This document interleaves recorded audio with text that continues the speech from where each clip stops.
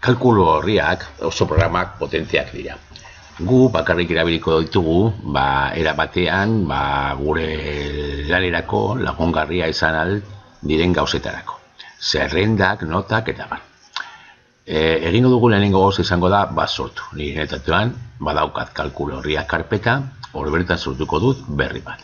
Berria, Google kalkulu horriak. Egingo dudan lehenengo gauza, kargatzen denean izango da izena ematea, eta izena hemen gainean jarri aldugu. Froga bat.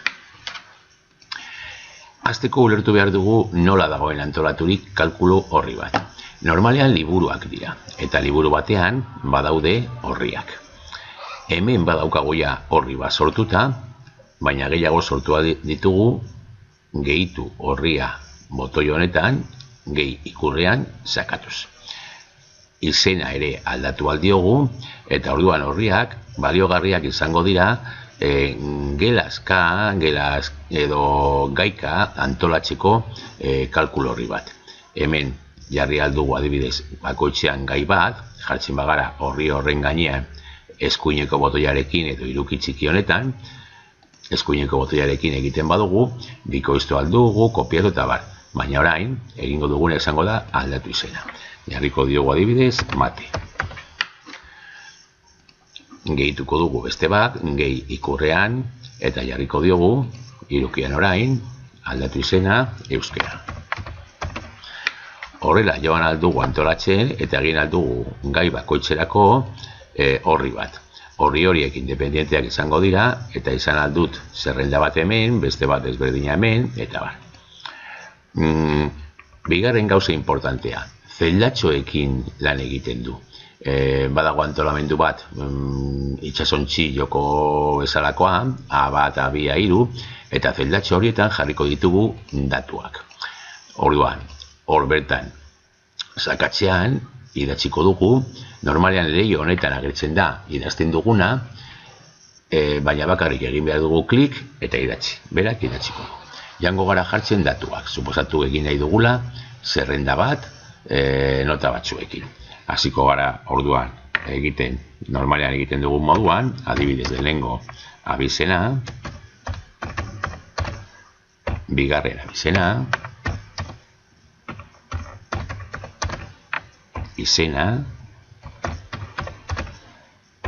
jarriko dugu orain nota bat, nota bi eta nota hiru.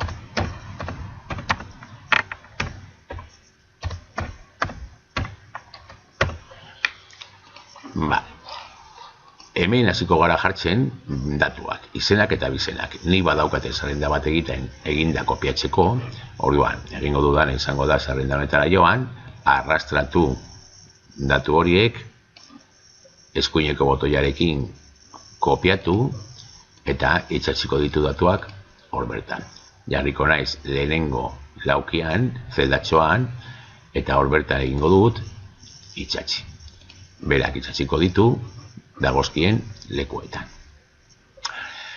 Hemendik aurrera egin behar duguna da formatua eman zerrenda horri, letra, tamaina, mota eta bar, baina hori nahiko ezaguna da ja, eta programa guztietan egiten da iaia berdi.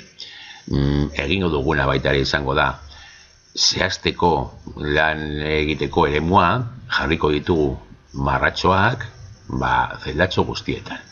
Horretarako hartuko ditut lan eremuko zeldatxo guztiak, eta hemen bertan, klik eginez, ertxak, badaude, era desberdinak ertxak jartzeko, ni jarriko ditut zeldatxo guztietan ertxak.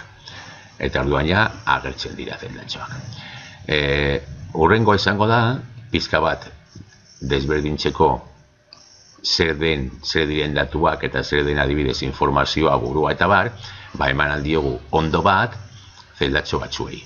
Hori hemen daukagu potean, eta sakatzen badugu potean, emango diogu ondo bat zeldatxo horiei. Burua denez baita ere, lerrokatuko dugu pizka bat berezi, lerrokatzeko tresnak hemen daude, lerrokatze horizontala, izango dio jartzeko erdian, eta vertikala baitare, hemen erdian jarriko dut. Manoa pizka bat antolatzen, orain jolastu behar dut noski, tamainarekin, zeldatxoekin esateratzeko kanpora abizenak luzea baldin badia edo datuak, eta orduan zeldatxoen tamaina bi eratan aldatu aldut. Edo zuzen jarri hemen marratxo honetan bi letra artean, bi gezi bihurtzen direnean, arrastratu aldut eta tamaina aldatu manualki. Batzuetan komeni zaigu manualki aldatzea, hemen adibidez, zutabe hauek baino zabalagoak izan behar dira. Aldatu aldiogo tamaina guztiei batera, hartzen badut eta arrastratzen badut, klik egin, arrastratu eta hartu guztiak, eskuineko botoiarekin sakatzen badut lerro horretan, letren gainean, hor agertuko zaigu menu bat. Gauza batzuk oso ezagunak, beste batzuk ikusteko. Hemen agertzen da txertatu 6 eskerrean edo 6 izkuinean, agertzen dira 6, nik 6 hartu ditudalako hemen. Hartzen baditut 2, zutabe bakarrik, agertuko zen txertatu 2 eskerrean edo 2 eskuinean. Ezabatu, eskutatu edo aldatu tamaina. Tamaina emanda dago pixeletan. Pixelak dira pantailaren puntuak.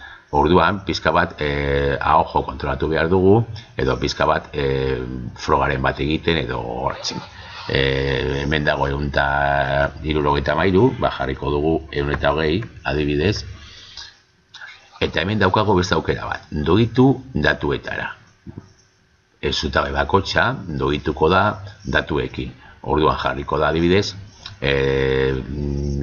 luzeenen tamainarekin. Adibidez, hemen daukagu abizen luze bat, tamaina horretan moldatuko ziren guztiak. Eta besteekin berdin. Utziko dugu horrela, 120, eta hemen adibidez ikusten dugu, pizka bat ateratzen dela edo dela sartzen.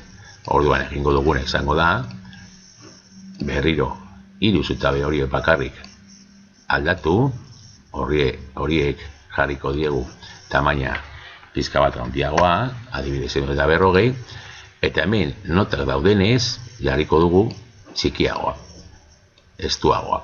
Eta orduan hartuko ditugu 3 eta 3 hauei jarriko diegu adibidez 60 edo. Nota jartzeko. Letraren tamainaren noski eta beste, lerroekin berdin egin dugu. Hartu guztiak, eta hemendik, txertatu, aldatu tamaina, eta bar. Letraren tamainarekin baitare noski jolastu aldugu, hau burua denez jarriko dut pizka bat handiagoa, eta hauek, utziko ditut daude moduan. Noski kontuz, egiterakoan handiagoa behar bat ateratzen dira berriro, baina hemendik aurrera joan behar duguna egiten da datuak sartzen, eta gero ikusiko dugu nola jolastu datuekin. Hori da importanteena behar da kalkulo horrietan. Nola jolastu datuekin, grafikoak, notak eta bar jartzeko.